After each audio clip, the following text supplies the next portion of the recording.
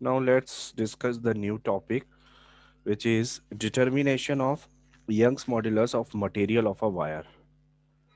Determination of Y of a wire. Young's modulus of elasticity एक wire का हमें निकालना है। तो हम क्या करते हैं, एक सपोर्ट लिया, इस सपोर्ट से जिस मटेरियल का वायर आपको निकालना, जिसका यंग्स मॉड्यूलस निकालना है, वो सस्पेंड करेंगे। और यहाँ पर दोनों सेम वायर जिसका आपको यंग्स मॉड्यूलस ऑफ इलास्टिसिटी निकालना है ना, ये दोनों वायर, दो वायर आपने लिए। और ये जो लेफ्ट राइट वाला जो वायर है, इसमें आप एक स्केल सस्पेंड करते हैं। यहाँ पर इस वायर के साथ स्केल लगी हुई है, ये आपकी स्केल है, ये आपकी स्केल लगी हुई है। उसके बाद ये जो वायर है, इस वायर में हम एक लोड लगाते हैं। यहाँ पर हम लोड देंगे, लोड देंगे तो कुछ सामान रखेंगे, कुछ वेट सस्पेंड करेंगे, जिसकी वजह से नीचे की तरफ लगेगा mg। और उसके बाद यहाँ पर एक रहेगा हमारा पॉइंटर, ये पॉइंटर स्केल पे रीडिंग बताएगा। अच्छा, इस वायर की लेंथ हमने डिसाइड की है, तो ये लेंथ हमें पता है कि इस वायर की कितनी लेंथ है, तो लेंथ हमें पता है। अब अगर आपको y निकालना है इसका, तो y क्या होगा, स्ट्रेस अपॉन स्ट्रेन, मतलब F by A upon delta L by L। अगर आपने ये चारों चीजें निकाली, F A डेल्टा L और L, तो आपका y आ जाएगा। अब यहाँ पर L आप निकाल चुके हैं, L आपको पता है, लेंथ कितनी है वायर की, इजीली आप निकाल लोगे। फोर्स क्या हो जाएगा, फोर्स विल बी mg, ये mg हो जाएगा। और एरिया क्या होगा, इस वायर का क्रॉस सेक्शनल एरिया, तो इस वायर का क्रॉस सेक्शनल एरिया आप स्क्रू गेज से निकाल सकते हैं। तो ए आप निकाल लोगे with the help of screw gauge. तो ये हो गया आपका। डेल्टा एल आपको पता है, और एल आपको पता है, और डेल्टा एल आप इस स्केल से मेजर कर लोगे। ये जो स्केल दी है, इस स्केल से आपको मिल जाएगा डेल्टा एल। तो अब यहाँ पर देखो, एम जी फोर्स भी आपको पता है, cross sectional area screw gauge से मिल जाएगा, डेल्टा एल ये जो स्केल लगी इससे मिल जाएगा, और ये एल आपका नॉर्मल किसी भी स्केल से आपको मिल जाएगा। तो इस तरह से आप वाई निकाल सकते हैं। अब यहाँ पर क्वेश्चन ये है कि इस स्केल को आप वॉल पे भी तो लगा सकते थे, आपने दूसरे वायर पे क्यों लगाया? तो दूसरे वायर पे हमने इसलिए लगाया सेम मटेरियल का, कि मान लो एक एक्सपांशन होता है गर्मी की वजह से, तो गर्मी की वजह से अगर एक्सपांशन हुआ, तो रीडिंग किसकी वजह से आएगी, डेल्टा एल गर्मी की वजह से आएगी, थर्मल एक्सपांशन की वजह से आएगी। लेकिन अगर आपने दोनों वायर सेम मटेरियल के रखे हैं, तो थर्मल एक्सपांशन दोनों में सेम होगा, तो दोनों का थर्मल एक्सपांशन जो है वो कैंसिल हो जाएगा। तो आपको थर्मल एक्सपांशन की वजह से डेल्टा एल नहीं मिलेगा, क्योंकि यहाँ पर हमको डेल्टा एल थर्मल एक्सपांशन की वजह से नहीं चाहिए, हमें तो डेल्टा एल चाहिए इस वेट की वजह से। तो वो वेट की वजह से आपका डेल्टा एल मिल जाएगा। तो इस तरह से आप डिटरमाइन कर सकते हैं Y of a wire. Now next topic, let's see some application, practical application of elasticity. Applications of elasticity, elasticity की क्या एप्लीकेशंस है? This is the last topic, which is application of elasticity.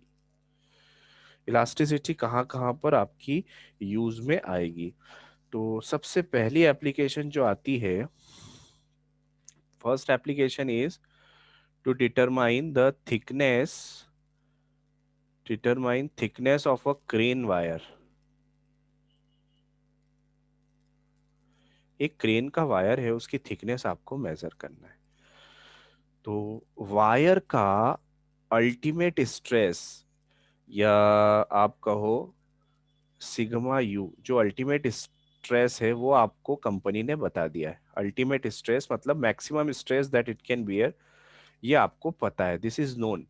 जो company ने wire बनाया उसने आपको ultimate stress की value बता दी। अब स्ट्रेस होता क्या है, stress is force upon area.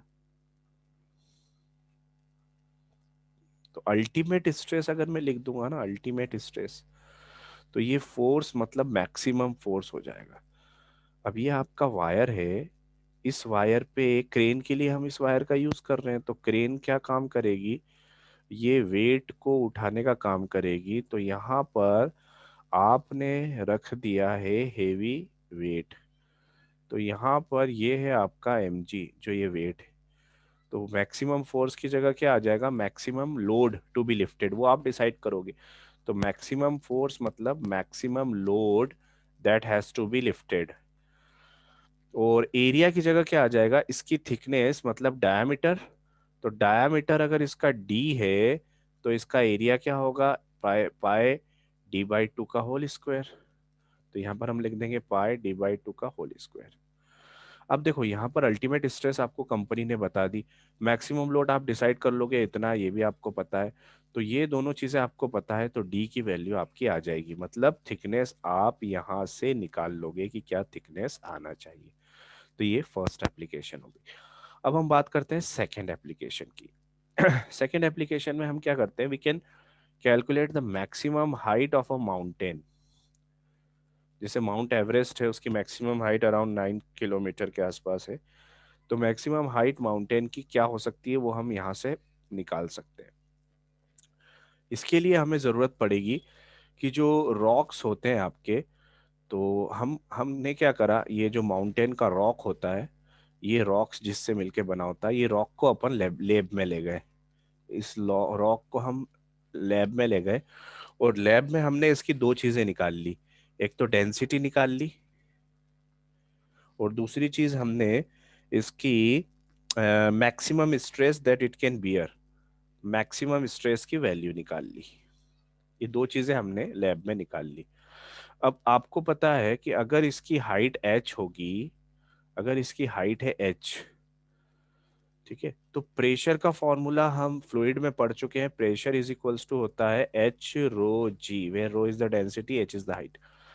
तो यहाँ पर अपन प्रेशर का फॉर्मूला अप्लाई कर सकते हैं। Now pressure is same as that of stress. तो अगर मैं कहूँ मैक्सिमम स्ट्रेस की वैल्यू, तो that must be equal to pressure that is h rho g. तो अगर मैक्सिमम स्ट्रेस है तो हाइट भी मैक्सिमम होगी। अब ये मैक्सिमम स्ट्रेस की वैल्यू आपने लैब में निकाल ली, रॉक को ले जाके डेंसिटी भी आपने निकाल ली, और ये जी की वैल्यू तो आपको पता है 9.8 होती है। तो यहाँ से आपको मैक्सिमम जो हाइट है वो आपकी आ जाएगी माउंटेन की, और ये अराउंड 10 किलोमीटर के आसपास आएगी। तो ये इलास्टिसिटी का जो आपको मैक्सिमम स्ट्रेस लैब से मिल गया, तो इसकी हेल्प से आपने मैक्सिमम हाइट माउंटेन की निकाल ली कि इतनी हाइट हो सकती है। और माउंट एवरेस्ट की हाइट भी ऑलमोस्ट 9 किलोमीटर के आसपास आपकी वेरीफाई हो जाती है। तो ये सेकेंड एप्लीकेशन है। Third and the last application जो देख लेते हैं हम, लास्ट एप्लीकेशन ये है कि आपने बीम देखे होंगे। जब हम मकान बनाते हैं तो एक स्ट्रक्चर ऐसा होता है, और एक ये ऐसे पिलर्स होते हैं, और पिलर के ऊपर बीम होता है, इसे अपन बीम कहते हैं। तो ये जो है ना, ये पिलर है, ये पिलर है, और ये वाला जो है दिस इज बीम। तो होता क्या है, आप ब्रिज बनाते हैं तो ये ब्रिज के ऊपर लोड आएगा, यहाँ पर कारें चलेगी बहुत सारी, तो इस बीम के बैंड होने के चांसेस है, ये बीम इस तरह से बैंड हो सकता है। और ये कितने से बैंडिंग हो रहा है, ये जो बैंडिंग है इसको अपन डेल्टा कहते हैं। तो ये बैंडिंग का डेल्टा जो है, इसका फॉर्मूला आपका आता है weight L cube upon 4y B D cube. अब ये एल बी डी क्या है, ये जो पिलर है वो एक तरह का क्यूबॉइड होता है। ये जो पिलर है ना वो एक तरह से क्यूबॉइड होता है इस तरह से। और क्यूबॉइड का क्या होगा आपका, लेंथ, ब्रेड्थ एंड हाइट। तो इसका ये लेंथ होगा, this is L, and this one, and this one. तो ये जो है आपका, ये आपका लेंथ है बीम का, ये ब्रेड्थ है, और ये डेप्थ है, ठीक है। और वेट मतलब इस ब्रिज के ऊपर वेट कितना है, मतलब व्हीकल जो पास हो रही है उन व्हीकल्स का वेट कितना है, वो डब्ल्यू है। और वाई क्या है, वाई इसका यंग्स मॉड्यूलस है। ये जो कंक्रीट बना है ना, इस कंक्रीट का यंग्स मॉड्यूलस है। तो ये हम क्या चाहते हैं, डेल्टा जो है ये कम हो, नहीं तो ये बीम जो है वो नीचे गिर सकता है, ब्रिज आपका कोलैप्स हो सकता है। तो हम क्या चाहते हैं कि डेल्टा की वैल्यू कम से कम हो। डेल्टा की वैल्यू कम करने के लिए आपको दिख रहा है ये डी के क्यूब के इनवर्सली प्रोपोर्शनल है। तो अगर हम डी को बढ़ा दें तो डेल्टा कम हो जाएगा। इसलिए ये वाला जो इसका डेप्थ है वो इसे हम बढ़ा देते हैं। तो ये वाला डेप्थ आपने ब्रिज का देखा होगा, जो बीम होते हैं वो काफी हाइटेड बीम होते हैं, मतलब ये डी आप बढ़ा देते हैं इसका। तो डी आपने बढ़ा दिया तो डेल्टा कम हो गया, मतलब एक तरह से आपने प्रैक्टिकल एप्लीकेशन ली है इलास्टिसिटी की। अच्छा, लास्ट एक और एप्लीकेशन है, मतलब आप जो पिलर बनाते हैं घर बनाने के लिए, जो इंजीनियर्स पिलर बनाते हैं, अगर ये पिलर सिंपल इस तरह का हुआ, ये सिंपल इस तरह का अगर पिलर हुआ ना, तो इसके ऊपर आपका वजन रहता है, यहाँ पर वेट रहता है छत का।